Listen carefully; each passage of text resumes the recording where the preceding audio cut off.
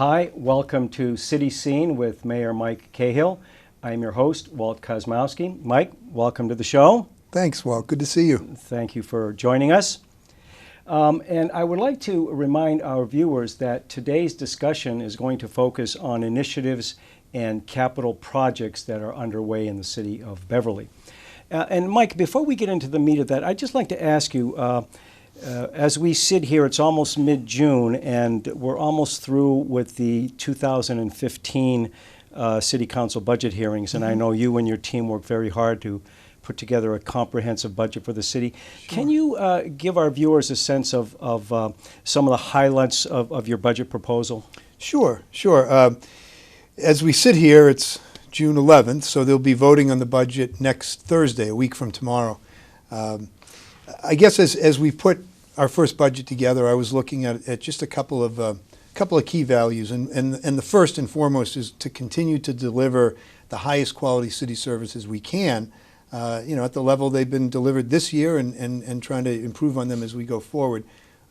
Second is to make the infrastructure investments we need to keep the city moving forward. You can't neglect your infrastructure. We've got 140 plus miles of roads. We've got a lot of water lines and sewer lines and storm water lines underneath those roads.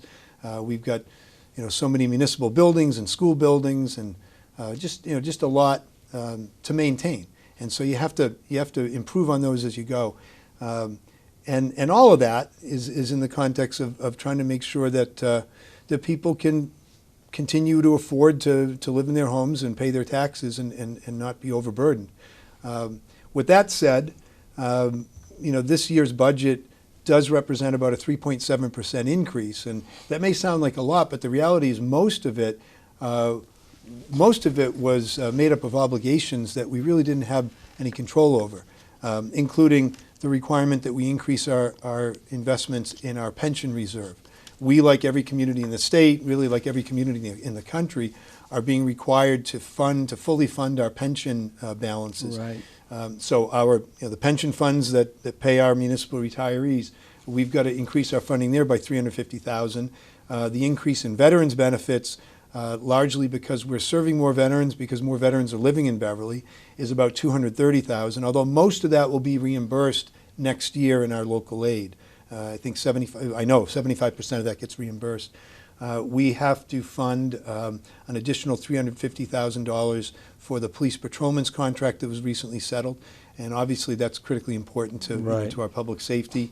We're required to put in $650,000 in this year's budget that we didn't have to budget last year for the regional emergency control center.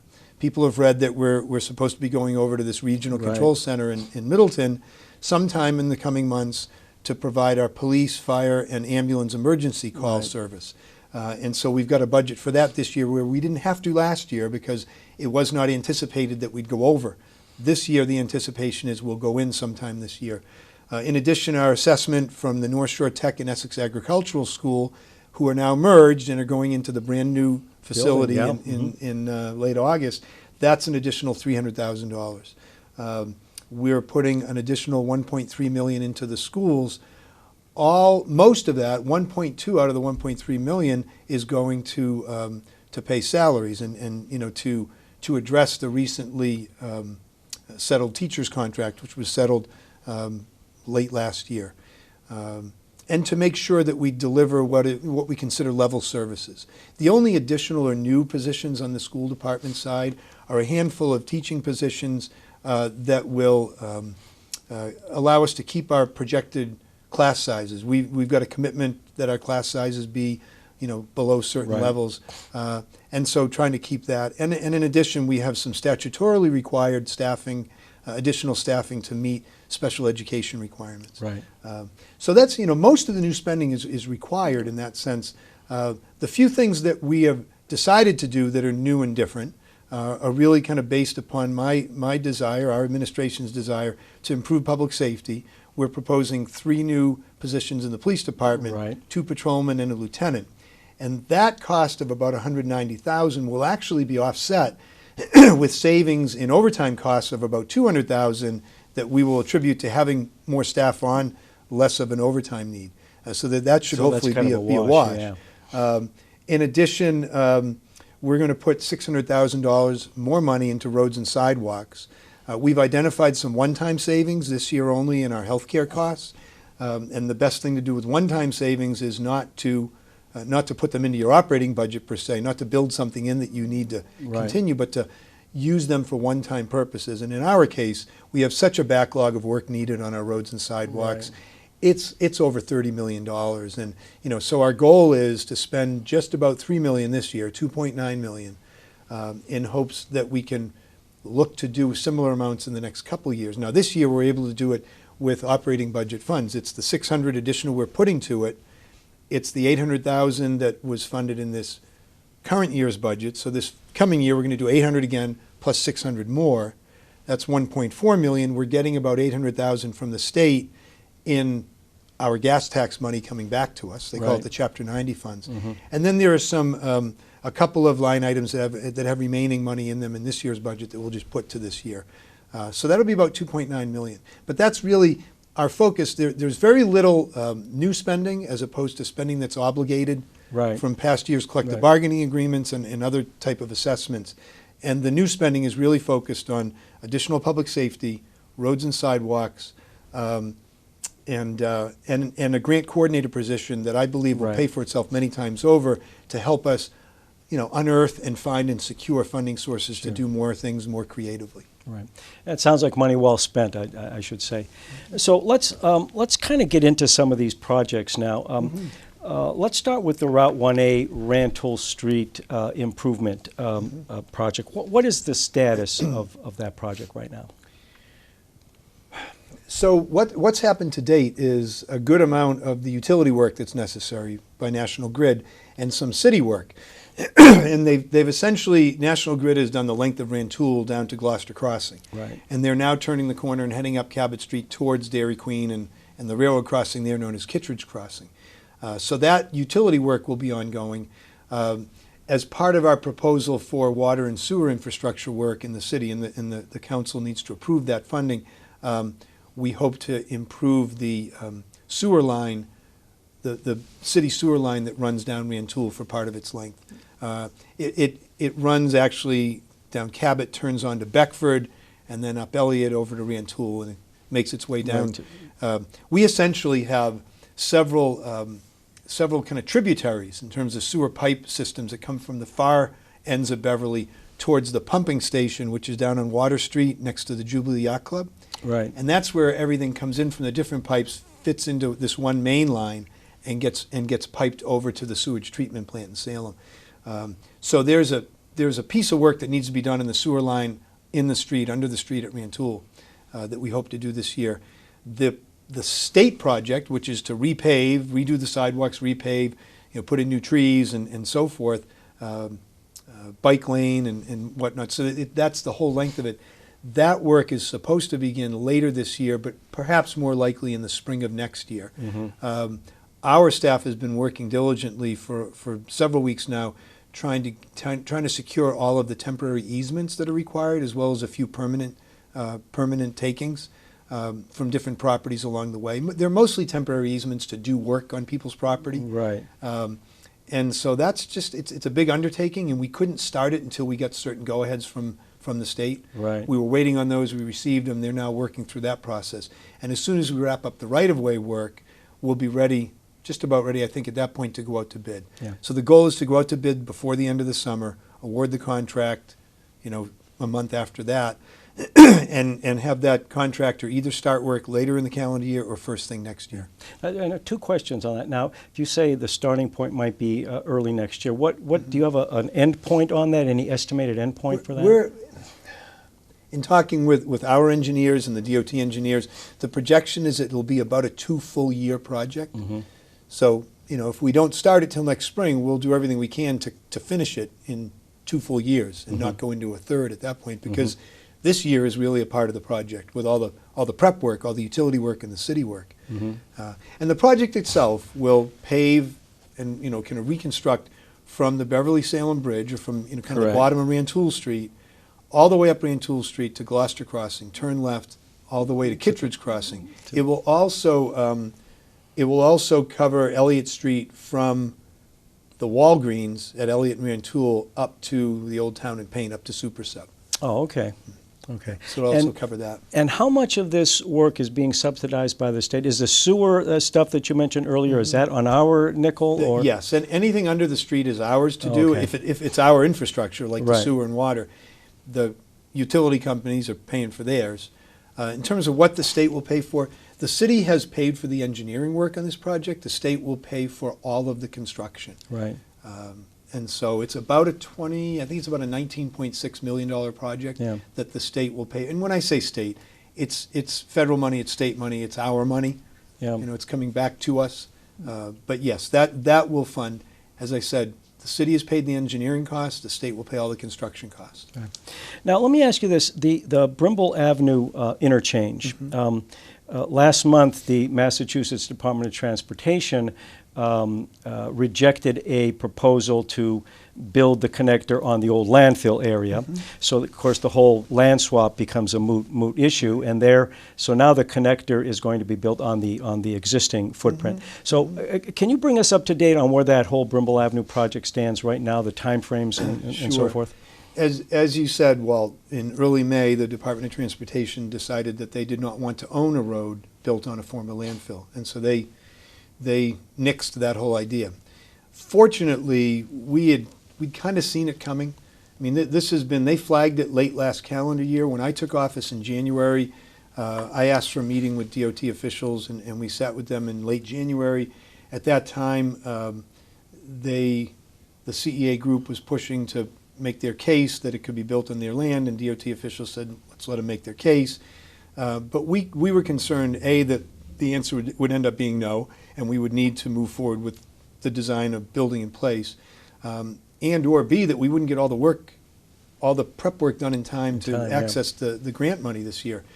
So we approached the state back in April and asked them to approve paying for the design costs for the build-in-place option up to the 25% phase, just in case we had to go that way. And they agreed to do that in April, and so when in early May they then decided that they couldn't accept the road, built on a landfill, and they directed us to proceed with the build-in-place option. We were already well underway, which allowed us to finish the 25% design plans by the end of May. So those were submitted to DOT June 2nd. We're working with them to try to expedite their review process. They need to review and make comment on. It's an interesting project because the road will be built on state land and owned by the state, but the city will be doing the project with grant money from another state agency. Another state agency, yeah. So that's where we sit. We've done the 25% work. We're trying to get their comments back so we can move forward with the rest of the design. We will have a public meeting on it sometime in late July. I had hoped to have the public meeting before the end of June, but when it became clear that the DOT was going to need or take they have 30 days to give their comments. And when we realized they would take most of that time, now we're into July, and so we want to get on top of everything, move the design forward a little bit more, but mostly get past the 4th of July holiday week. So sometime in that 3rd or 4th week of July, we'll have a public meeting on the whole project and on the design plans. We'll make sure everybody hears about that, and maybe you can help us publicize it. Absolutely. Maybe you can film it, the public meeting. Well, we'll be there. Now, the last time you were here talking about this, you expressed a little bit of concern because there's this $5 million that's coming over from the Agency for Economic Development. And now, are we online to make those decision points there that are required? Because I know you expressed a concern because of a potential administration change and so forth. Can you elucidate that for us a little bit? Well, I feel like we have our foot on the gas every step of the way here. We need to keep pushing. We have a timeline that the DOT understands, that the Department of Housing and Economic Development understands, that the city understands, that our engineer understands. We all agree on the timeline. And that is that we will have the designs for the road completed by early October so that we can go out to bid on those and then sit with Secretary Bielecki in Housing and Economic Development and finalize the funding agreement, because we'll need that finalized before we can actually award the bid. Right. So that's the plan, and we continue to push to make sure that we don't fall back from that timeline. I will say, since you probably ask it next, The CEA group, which now realizes the land they own is the land they have. Right. There will be no land swap. They have come in a couple of times and met with me and with staff because they are preparing a proposal to bring to our planning board. Right. They want to develop a retail plaza on the land they already own. Not surprising to me, I felt this all along, and I think I've voiced this many times. I believed that whichever piece of land they ended up with, they were going to try to put a retail plaza on it, and that's what they want to do. They will need planning board, a special permit approval from the planning board Right. to do so. And they are working with Whole Foods, who still is interested, and Whole Foods is still interested in Beverly, and the CEA group's still interested in Whole Okay. Foods. So they very likely, it's not definite, but they're working with them, and it seems likely to me that when they bring their proposal forward, it will include a Whole Foods. Yeah. So I think that, and we've told CEA to make sure that when they bring their proposal forward, whenever they're ready to do so, Right. that it includes a traffic study that covers the whole corridor, and the North Beverly and the Montserrat ends of Brimble Ave. Right. Because, we'll need to see that. Our planning board will need to see that and understand. Right. Yeah, and of course the difference between being able to build, I guess CEA was faced with building having a bigger footprint if the land swap option went through, as opposed to a smaller one. And there was some speculation that Whole Foods would not be interested in a smaller plaza, or so. So you're saying that they're going to build regardless, or Whole Foods is part of it regardless. What they've told me is they're working with Whole Foods management, who have expressed an interest in coming to this site. This is my layman's interpretation, but Right. Whole Foods wants to be, they want to be as close to the junction of 1A and 128 as they can be. They're looking to pick up this Cape Ann demographic. Right. And so they want to be here. So as I said, I do expect that that'll be part of his proposal. Right. Now, is it too premature to talk a little bit about, now this was phase one, of course. Now phase two involves putting another overpass and so forth. Anything new, can you bring us up to date on that? Well, a couple of things. We just in the last month received a letter from DOT that the phase two, Brimble Ave phase two project has been determined to be eligible for TIP funding. And that's the federal highway funding that comes back to the state and gets put on the Transportation Improvement Plan. That's the TIP, the TIP. Now, that doesn't mean that we're going to get funding any day soon under the TIP, but it says that we're eligible. So we now can work to try to get that on the TIP. There are other projects that we want on the TIP. We want Cabot Street on the TIP. We want Route 127 on the TIP. We want Bridge Street in Ryle's Side. But we may find this combination of what we can get on the TIP and what we need to find the resources to pay for along the way, because you could wait many years on the TIP to get certain things funded. But that's one. And then the other piece with regards to phase two is we have talked with Secretary Bielecki, and he had said from the start, as soon as you're clear on your phase one direction Right. and you're moving on it, let's sit down and talk about phase two funding. Right. So we're in the process of trying to get a meeting scheduled with Secretary Bielecki and his staff and some of the DOT folks to talk about, what might be the timetable for financing phase two, Right. and whether it's one source of funds or whether it's cobbling together multiple sources of funds, given the scale of it. I mean, Right. it's right now about a $25 million it's- project when you look at phase two in its entirety, and that could be a higher price tag by the time we actually try to implement it. Now, for our viewers who may not be familiar, you use the term TIP. Can you explain to our viewers exactly what you mean by that?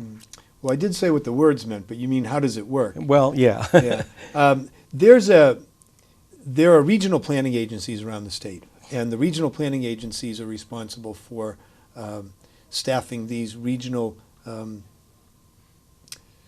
committees, and ours is the Metropolitan, the MPO, and I'll get the words wrong, but the Metropolitan Planning Organization, the MPO, is a committee that I have a seat on as the mayor of Beverly, and that group decides what road projects to put on the TIP for our region, that Transportation Improvement Plan, Okay. and then prioritizes them on the TIP and then moves them up the TIP or pulls them off the TIP. And it's an ongoing process Okay, throughout the okay, course so- of the year and year in and year out. And that happens in each region of the state, and then DOT pulls it all together. So there's a master list, I guess is the easiest way to say it. There's a master list of projects, intermodal projects. Our regional MPO on our TIP priority list, what's right at the top of the TIP is the Green Line extension into Somerville. So, the Green Line extension from Boston over through Cambridge to Somerville, which is a big ticket item, is going to use up a good amount of the capacity, of course, the funding in the next few years off Yeah. of the TIP. Yeah. For example, there's a lot to it. Yeah. I guess your prior experience in the halls of Beacon Hill lends a lot of experience for you. It doesn't hurt. It doesn't hurt. It also doesn't hurt that we have fantastic representation Yeah. up there. Yeah. Senator Lovely and Representative Paracella are just dogged in their pursuit of what we need. So that's helpful. Yeah. Now let's turn to the waterfront, Mike. We all know that a recent court decision kind of put the whole Black Cow project on ice. So tell us what's happening on the waterfront now. Sure. What can we expect to be happening in the near and midterm future? Right. So as far as the Black Cow, the property is still the city's, and there may be a point in time where will rewrite and go out for another RFP. But right now, what we first need to do, and we've started the process, we're trying to do three things. The first is we applied to the state to eliminate our designated port area. Right. And they are conducting what they call a boundary review of our DPA, of our designated port area. And, right now, the restrictions on our use of the waterfront are significant. We're trying to get rid of those restrictions, which if you remove a DPA, what we found is you can improve public access to the waterfront if there's no DPA. And you can also, I believe, better protect commercial fishermen's rights on the waterfront. And that's a value that I hold and we'll make sure is a part of whatever we do down there. So we've got that DPA process underway. It should take anywhere from 9 to 12 months before we hear definitively from the state if they're going to give us relief from that statute. Mm-hmm. We have submitted to the city council an iPod, and it's not the iPod, I'm not giving them all a gift. An iPod here is an interim planning overlay district. Interim is the key word. Mm-hmm. It's a planning overlay district for the DPA properties that we're going to put in place as we rezone. So there are three things happening. We're trying to get rid of the DPA. Yeah. We're kicking off a rezoning of our waterfront. Right. And that will be in a couple of weeks where we start the public process. And so that nothing happens in the meantime that's inconsistent with what we believe the outcome of the rezoning will be. That's a projection. The city's going to have a lot of input. But we'll look to make sure that in the meantime, we don't have a development on the waterfront that is inconsistent with what we as a community decide we want to see down there. Absolutely. So it's kind of a three-part. And the reason for the interim overlay district is that if the DPA gets lifted before we've finished the rezoning, that's where an interim overlay district that kind of puts the brakes on the wrong type of development down there is important. Yes. And we're hoping that all of that together will all come clear by about a year from now. Yeah. The rezoning should take no more than a year. The DPA process should take less than that. Mm-hmm. So hopefully by June of next year, we'll have a clearer picture of what we can do and what we therefore want to do as a community on our waterfront. Yeah, yeah. Well, it sounds like there's a lot of exciting capital projects and initiatives going on here in the city. Is there anything else that the city is doing now to foster economic development that you would like our viewers to be aware of? Sure. Well, a number of things. First, there is a planning position in the planning department that was not filled during the last fiscal year. It was budgeted for, but it wasn't filled. So we're going to fill that position because we know that, and I believe this for some years, and now having been in office for going on 6 months, it's clear to me that we need a greater capacity if we're going to proactively promote the right kind of economic investment and development in Beverly, and we need that. We have put together a project review team so that anyone who wants to invest in Beverly, anyone who wants to open a business in Beverly, rehab or construct a facility, they can come sit with all the key department heads at one sitting, just as an introduction to the process. Now, that could be a large-scale developer who wants to do something out for 128, or it can be a person who's opening their first business and is going to be the sole employee. anybody who wants to kind of get the answers to questions and make sure that they don't get lost in the process. Right. That'll be available to them. We have a permitting liaison, and that's our economic development planner. That person will be invested in working with anybody who has an interest. And we're also committed to making sure that the public understands all these proposed projects that come before them. There are projects that come before us that ultimately should not be approved. There are projects that may come before us that can be approved, but maybe not exactly as they were put on the table. And then there are other projects that when they come through the door, they're fantastic and great for the city. So we want to make sure that everybody has the information they need and we can work an effective process that leads to the best outcomes and does it in a timely way. Mm-hmm. Last thing on that is on Cabot Street, we're working very closely with the new owners at Bell Market and at Casa de Moda to make sure that we have quality businesses going in there, and I'm very excited about what our potential is there. We're also working to try to make sure that the Cabot Cinema, as it's up for sale now, that the next ownership group can really can make that viable, and it may be as a nonprofit versus as a for-profit, but make that work and be a long-term presence in our downtown as a live performing arts venue, because I think a big part of our downtown economy, really is tied up in that being a successful effort. Yeah. And I do want to commend you. I know that you made a platform, a running platform plank, the fact that you would have a lot of public hearings, a lot of transparency involvement into citizens. And I know that you have been true to that. And I know we've got a couple meetings coming up. You want to talk about yes. in the next couple of weeks? You may as well mention that. Sure. Thank you, Walt.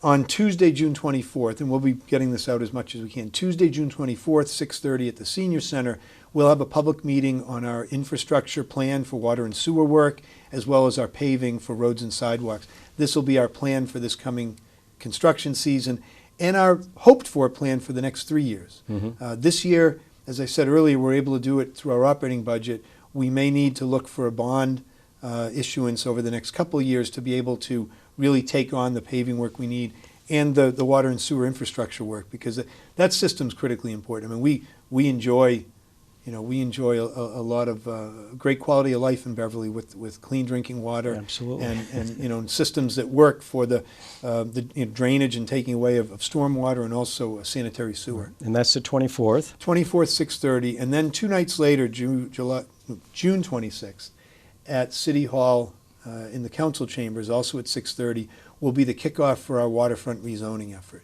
Okay. As I said, we'll get those to you. You can post them. We'll get them out in the papers and on our website as well. So the first one will be at the Council on Aging, and the second one will be in City Hall chambers. And quickly, we don't have that much time left, but any closing thoughts, Mike? Sure. For me, I'm greatly enjoying doing this work, and it's just going on 6 months. I feel good about our first budget, in that I think we'll be able to deliver high quality services and make some progress. The public safety investments we want to make are to improve traffic enforcement capability and the ability of our community impact unit in the police department to keep people safe in their homes, in their neighborhoods, and in the downtown, to address particular issues and concerns that come up. We also are 100% committed to making sure that economic development is done right in Beverly. And I feel great about where our schools are at. I've been spending a fair amount of time in our schools. The level of instruction is fantastic.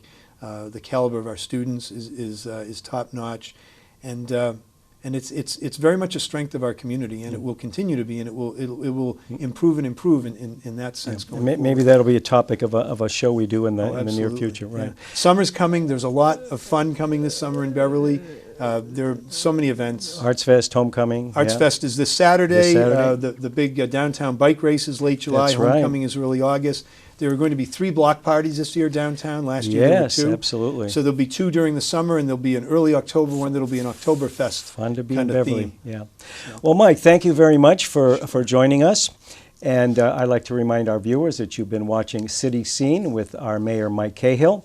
I'm your host, Walt Kosmowski, and we'll see you next time. Thanks, Walt. Thanks, Mike.